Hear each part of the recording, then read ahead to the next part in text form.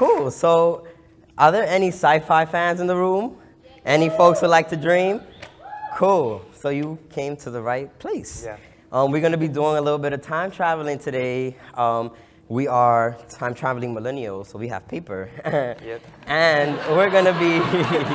Meaning we're really old inside. We're going to be going into the past and also into the future. So first, Nick is going to take us into the past. Yep. All right. So who here has heard of State About Youth, or been to a State About Youth, or participated in it? Yeah. Yeah. Yeah, I think we have some alumni in the house. So yeah, let me give you a little context in case you're unfamiliar. So in the past, State About Youth was an in-person event, panel-style discussion with young people who are LGBT, who are doing awesome work in their communities to create a better world. So we've collaborated in the past with lots of national LGBT orgs, like Lamps Legal, GLSEN, a lot of awesome orgs doing awesome work, and some of those people are in this room. It was a platform for youth voices, and a jumping off point for folks to get more involved too. So State About Youth kind of traveled the country a little bit. It was in New York, mainly in the beginning. We held it at a few summits. But in 2018, we brought it back and we pushed it into the future. We did a live stream on Facebook, which is also kind of present. Yes, if y'all have Facebook and you want to watch it and hear more about the young people, go on True Colors or GLSEN's Facebook. It should be on the video side of town. Or stateaboutyouth.org. So yeah, this year we partnered with GLSEN. We brought on a couple, maybe 5 different young people who are all amazing.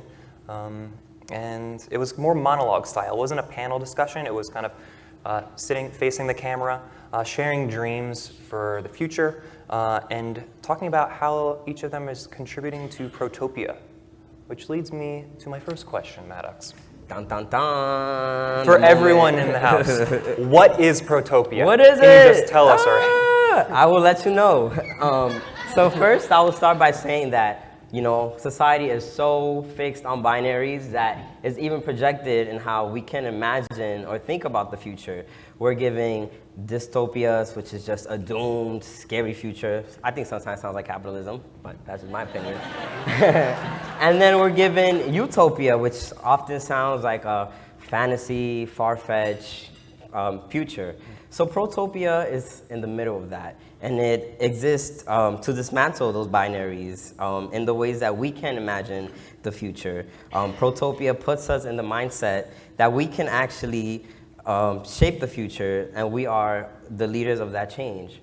Protopia is the idea that each day is better than yesterday, and every day you work towards the world that you want to see.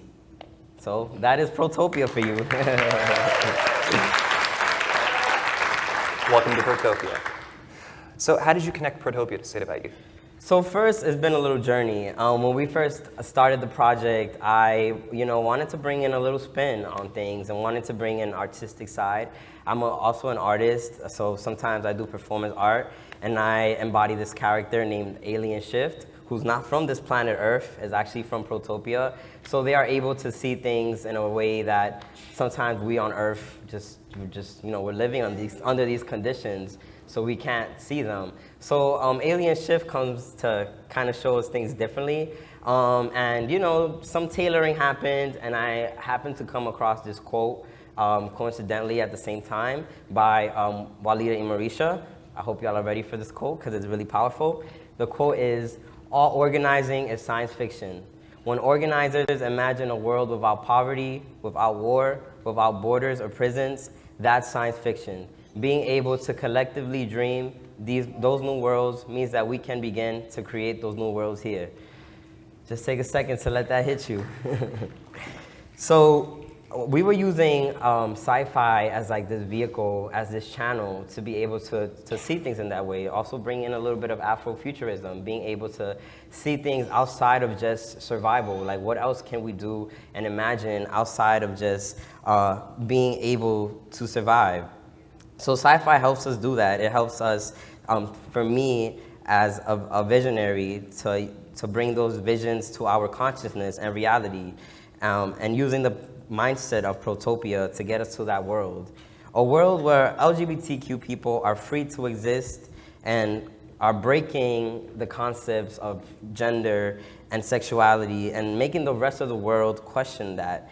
And we're also, we're showing the world that we are more than the confines that we are told we are. Awesome. Yeah, State of Youth is all grounded in this idea that came out of this head right here, this noggin. Like I said, visionary. And I'm hoping myself to just continue staying grounded in this, even though State of Youth is over, but just really try to create Protopia here. Yes. So what responsibilities do institutions like schools, shelters, service providers have to create Protopia? So in doing this project, I am like a big root cause person.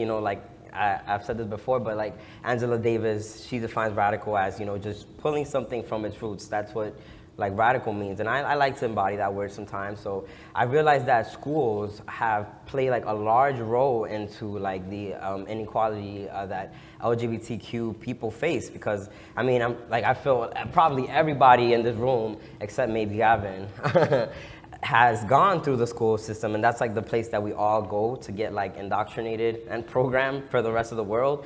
And if they refuse to acknowledge LGBTQ identity, I feel that's largely why they create those margins of us then later on in society, facing such high rates of poverty, not being able to get a job because of discrimination. So if in the future, if we have more, acknowledgement of LGBTQ identity in schools and celebrate it, I feel like that will, help erase some of the adversities that LGBTQ young people and people in general are facing in our world. Absolutely, yeah. And we're finding we can't rely on our institutions to protect us. It's important to remember that, especially for folks working within institutions, to get out of that mindset. And Maddox really helped me to do that, because the day-to-day grind can be real, Yeah. forgetting sometimes why you're doing the things you do every day, when it becomes more of a job than a mission. And I think that's something that a lot of us can really identify with. And hopefully institutions take that seriously. Yeah, so I wanted to share this piece of reflection that I had. I don't know if maybe some of y'all were at the State of the Movement, it wasn't a conference, but yeah, y'all get where I'm at with the State of the Movement event. But Jonathan, and I'm referencing Jonathan Likes, the last name, they started off the event by this grounding everybody with the 4 dimensions of intention. And 2 of them that really stuck out to me was this idea of longevity. And longevity, to me, I took it as thinking about the future and thinking about the future of this work, and us taking time to envision that and also put ourselves there, set some intentions in the way that we, in our embodiment and who we are, and think about the future of the work and what it would look like, and also the with, the people around us, the people who we're connecting with, the people who we are working with. And there was a lot of talk about, things in the past being done a certain way, but now there's been space for new voices and youth voices and just new ideas. So it kind of made me think about this concept of science. Sometimes for science, you need to let new ideas in to kind of continue the process of regeneration. And Nick knows this about me, but I'm really into breaking down words and to decode them and find out how do they play a role in our reality. So I thought about the word regeneration, and I'm okay, re is a cycle that's reoccurring, and generation makes me think, generating makes me think about populous creation and generations of people. So how do we allow being able to regenerate, being able to allow the new generations of folks to come in and lead things and not being questioned, just let it happen. Because sometimes, we need chaos. I know a lot of times we're uncomfortable with chaos, because when chaos occurs, it's well, that's not the norm, we're gonna freak out. But sometimes there's actually room for new things to come out of chaos. So it's stepping into the unknown and being comfortable with it and knowing that sometimes good could come out of it. And I just challenge everyone to share, look at your light that you have and the thing that's unique about you, and really try to nurture that, so that you can nurture that around other people around you. And I just have one last thing to say about just the personal mission that I have in the world, and like my mission.